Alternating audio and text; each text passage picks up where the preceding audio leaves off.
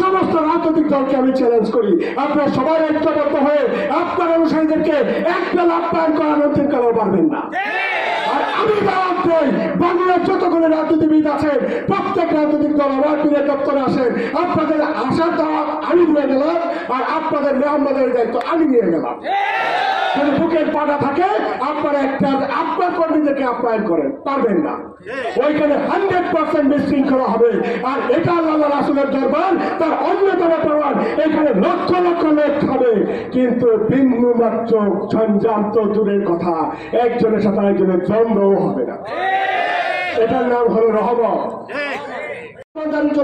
আপনি নিয়ে আসছেন, অবশ্যই যদি কামেল হয়ে থাকেন, আপনার উপর আল্লাহ রাসূলের পূর্ণাঙ্গ ঈমান থেকে থাকে, আপনি মুড়ি দিয়ে হলো তাদেরকে আপ্যায়ন করতে হবে।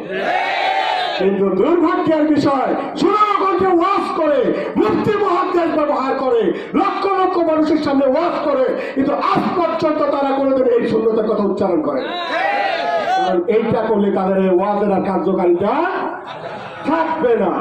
আর আমি গ্যারান্টি দেই, অত্র এলাকার সমস্ত তাকে, সমস্ত আশেকার, সমস্ত নবী মুসলমান আমার দিনকে বাজারে তবরক খাবে, তথাপিও আল্লাহ রাসূলের এই দপ্তরের তবরক শেষ করতে পারবে না।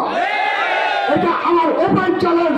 আমার বীরকে বাজারের দপ্তরে লক্ষ লক্ষ কোটি কোটি টাকা খায়, অন্তিম ফটো আমার এই আল্লাহ রাসূলের দরবারের তবরকে শেষ করতে পারে না।